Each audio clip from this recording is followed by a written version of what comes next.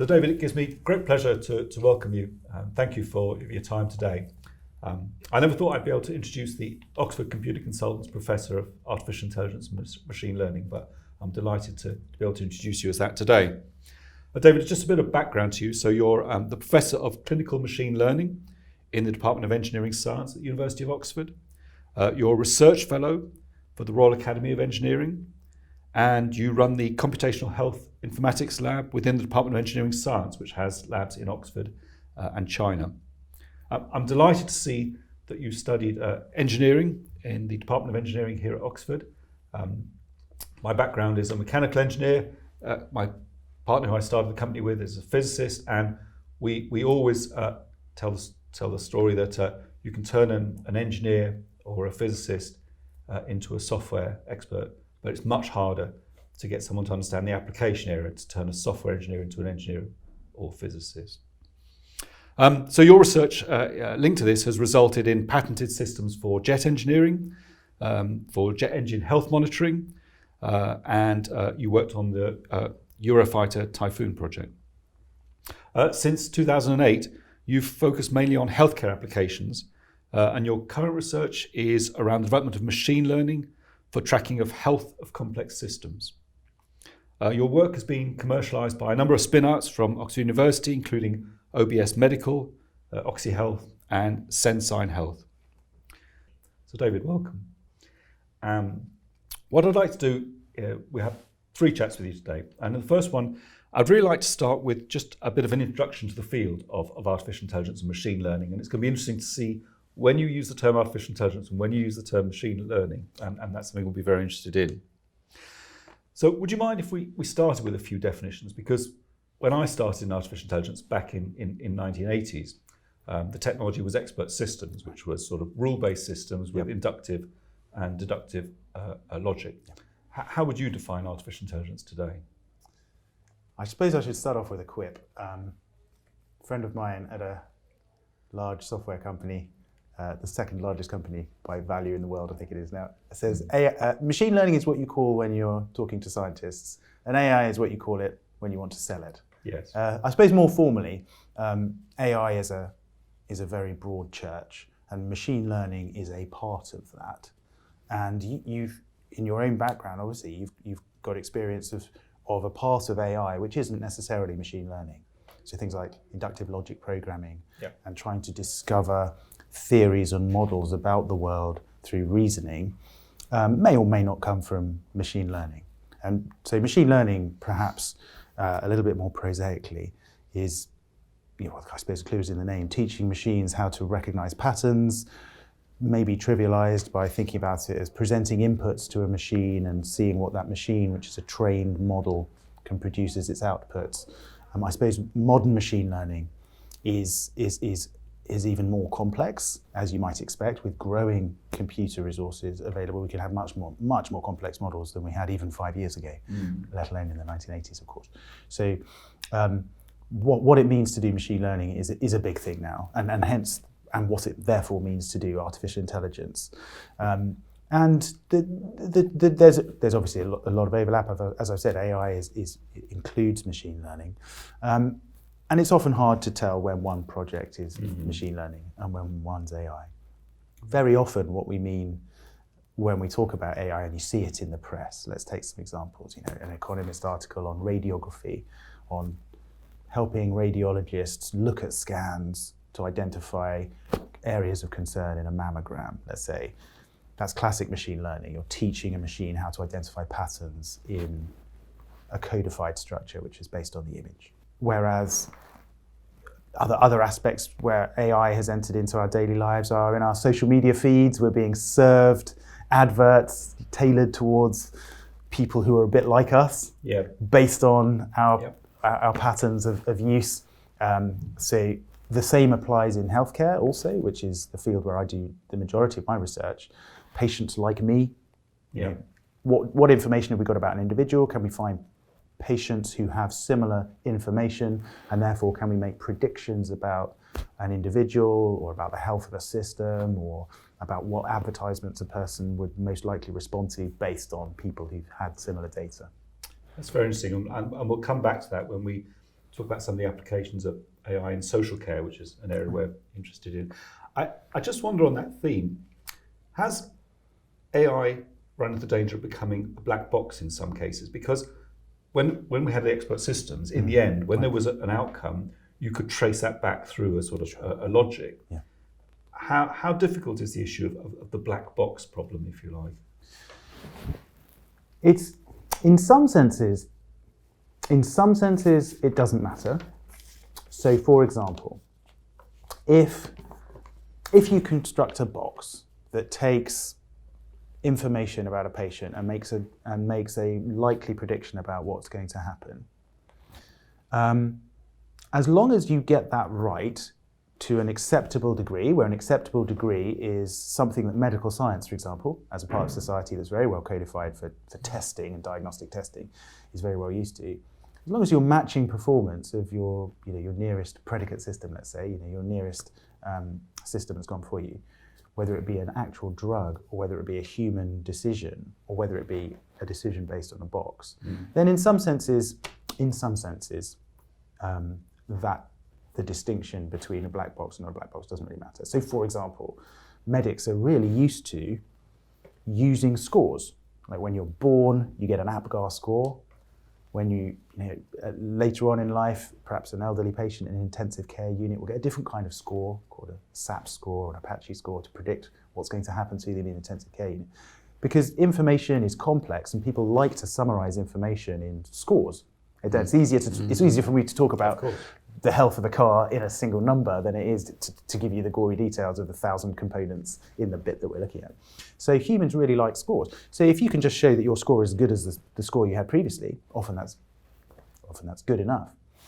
But of course, that's not really satisfactory. And I guess where lots of people, the difficulty here is that AI can fail in different ways to humans.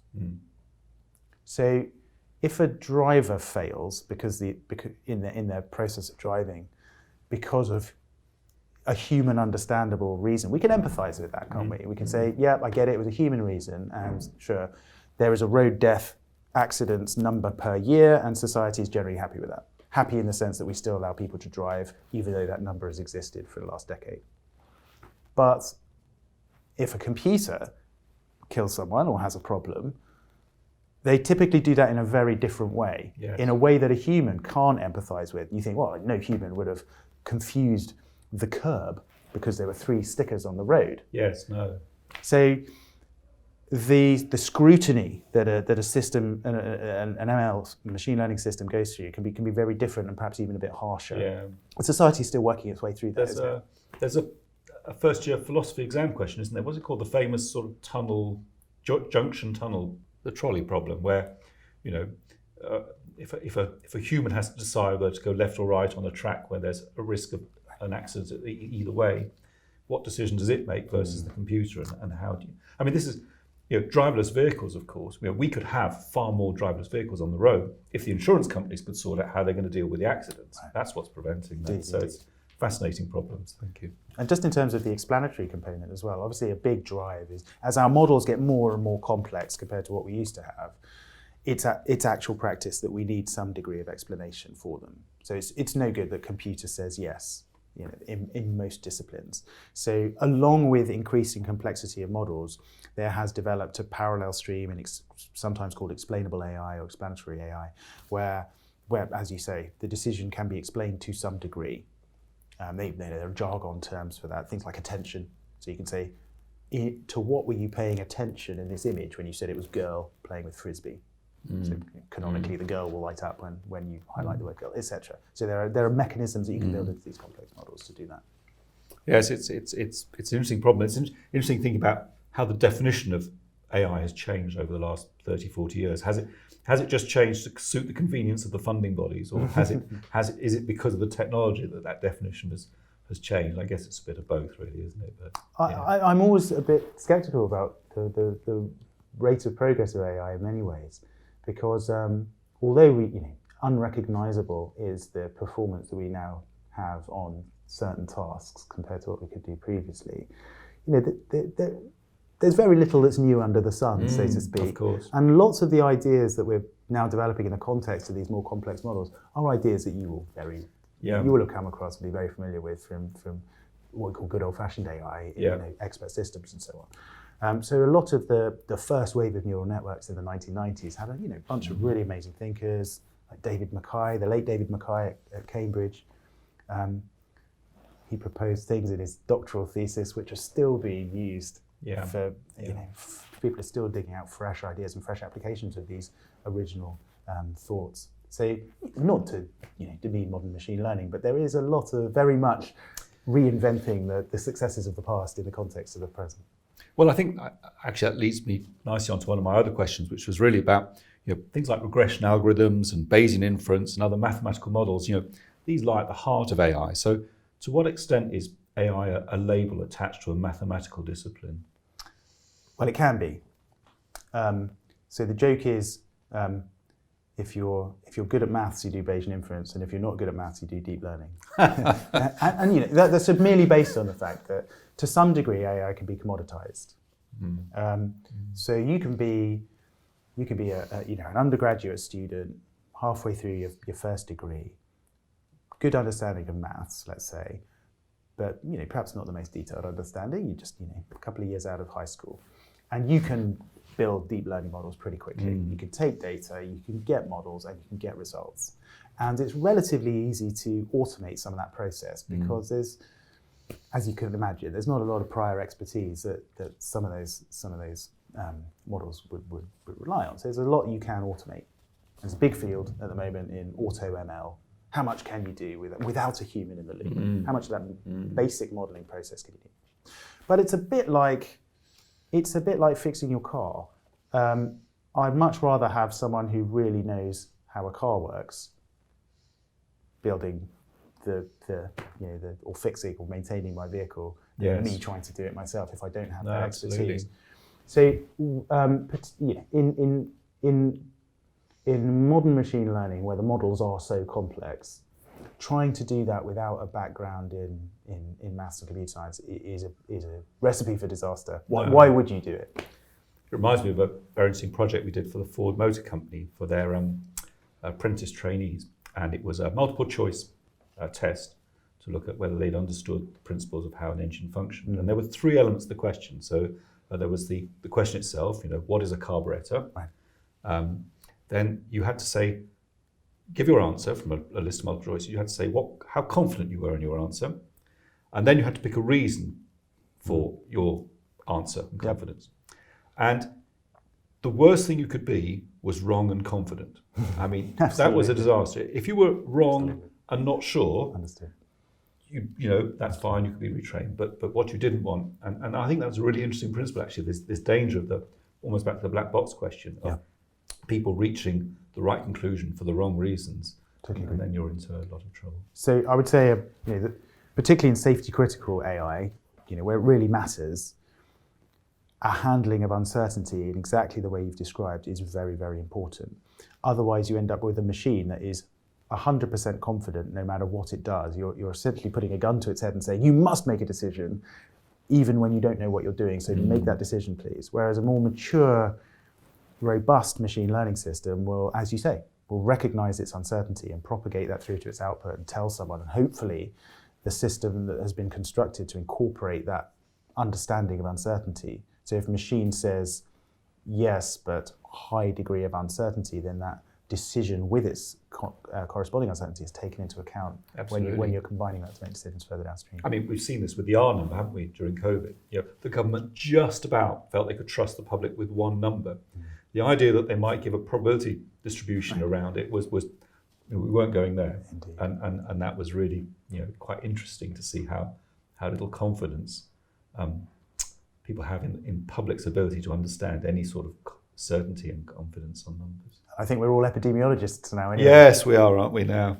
So just sort of on that theme, therefore, of these tools, because a number of companies now, Microsoft, Azure, and so on, they offer these AI out of the box techniques and tools, including for machine learning. Have you seen people successfully build applications and deploy them from that basis? Have you? Yeah, absolutely. I mean, they exist for a reason. Microsoft it's populated full of smart guys who are doing things for a very good reason, as one of many examples. I would say probably, just harking back to that previous point, that what's useful there, what's most useful is bootstrapping and speeding up the process for a machine learning engineer. So if you've got a data scientist or team of data scientists in your company, just reinventing the wheel for every new project may or may not be necessary if it's a fairly well-trodden path. So if it's a well-understood problem, why not get some help and accelerate that process by automating some of the more mundane parts of the pipeline? So I buy that. And machine learning, one very reasonable application of machine learning is just automating the boring stuff, whether it be judges' decisions, at a magistrate level, a very low level of courts, automating that process, whether it be automating the boring bits of radiography, as radiographers describe it to me, like looking at the scans. There's a lot of donkey work that can be done by machine learning quite quickly, freeing up humans to do the intelligent stuff. I would totally agree that's it's got its role to play. Would you want to rely on it for an enterprise level solution without having somebody who knows what they're doing, checking the outputs and validating and verifying? I don't think anybody would go there. I wanted also just to ask you a little bit about your research interests. I kind of would like you to answer that in two parts. One is your current research interests as driven by funding bodies and the organisations you're working with, and perhaps the other element to it being, if you were to start a new PhD, what would be your research interest? Oh, that's a really good question. Thank you. So to answer the first one, I think we're very lucky in the sense that, so my interests are in healthcare applications of AI and developing new approaches in AI that are prompted by the very special limitations and constraints that you get in healthcare, which may not be replicated in other sectors. There's not very many people who do AI in healthcare, particularly for non-imaging data, which is what I do. So things like sensors and genomics and hospital data, all that sort of stuff. So because there's not a huge amount of activity there, funding councils, I have to say, are really supportive, and I'm very generous for the support of the funding councils in really handing over to the academics to come up with a vision. And so, in some disciplines, it's definitely the case that there's a steer, isn't there, by where the money is, and research might follow the money. But in many cases, in modern research within the UK, particularly in EPSRC, which is a physical sciences funding body for people like me, it's very much more the other way around. The money will go where there are good ideas, which I think is the right way to spend public money. Good question about what would you do if you wanted to do it the other way around. I always said I wanted to study classics, actually. So, and I ended up as an AI student. So you never know. Okay. Perhaps the intersection of the two. All right. Well, you've dodged my question because I kind of wanted you to tell me what you might research if you were doing a PhD in AI. So, I think if I was starting again, the bits that are most interesting to me at the moment are how computers learn. So let me just qualify that fairly woolly statement. As data sets get more and more massive, and therefore models get more and more massive to compensate for the complexity, and because that degree of complexity is enabled by the data, whether it be imaging data or whether it be patient data or social media data, whatever it is, it begins to pass the point where humans are in control of the entire process, or have a mental understanding of the entire process, in the sense that when a system has got several billion parameters, the human can understand the architecture, the human can understand the dynamics of the problem, but one rapidly starts to lose the nuance of how this machine is behaving with individual classes of entity, because there are so many of them. And in my field, for example, if you do a clinical trial of 200 or 300 people, and you've got time-varying data for those patients, you can look at that 300 patients worth of data, and you can build models that correspond to that understanding. And it's a very intuitive, one-to-one understanding. The designer has full control and understanding of what that model is doing. You scale up to 2 million patients, and you rapidly have to admit to yourself that you cannot any longer look at all the input data, and that degree of human understanding must be suspended. And you become slightly abstracted from the input data because the input data is so vast. Yeah. So we're developing in machine learning now. A really exciting focus is in meta learning, or either it's got many names, but it's basically AI to help AI to help humans train AI models in that sense. So how do we best construct these very, very complex architectures, which might otherwise be trial and error? How do we do that with the guidance of an artificial intelligence? And how do you pass the third bit of my test? You can tell me how what the answer is. You can tell me how confident you are, but how do you pick the reason so that I know you understood the question? That's quite so. And that's. I mean, we see this in financial markets, don't we? With systems running the financial markets and humans no longer understanding what happens, and you get herd behavior. Maybe that doesn't matter so much in artificial intelligence.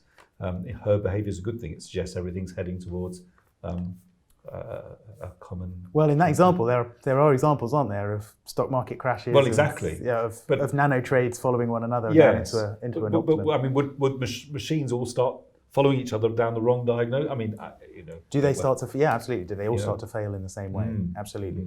So, how you protect yourself against catastrophic failure is also extremely exciting. So, I think that's another really important thing about the application of AI in the real world.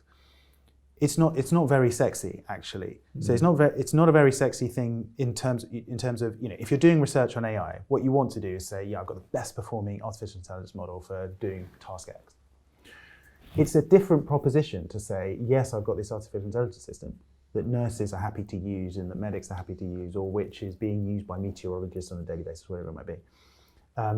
So that degree of reliability engineering and that degree of making it sufficiently robust for humans to depend on it is another discipline in AI, which is often not recognized. In safety critical systems, it's a big deal, isn't it? You want to avoid the catastrophe. I always like to say of a medical system, if the medical system fails, so to speak, one time in 20, it's going to get used 0% of the time. Quite. Look at the AstraZeneca, fuss over the blood clots, one in a million, and look how quickly that gets abandoned. Indeed. I don't agree, by the way. I think AI is a sexy field. I mean, I think when the classicists organise the dinner party, you will be up at the classicist end of the dinner table. It was the same during the dot-com era. So when the dot-com boom came along, Kaz and I, we were suddenly moved up. We were no longer down with the accountants. We were moved up, allowed to talk to the classicists and the historians and so on. And then, of course, there was the crash, and so we were sent back down to talk to the accountants and so on. But the only difference is the historians and classicists wanted their money back. But David, thank you very much. That was an extremely interesting set of answers, and thank you for your time on that. Great pleasure, John.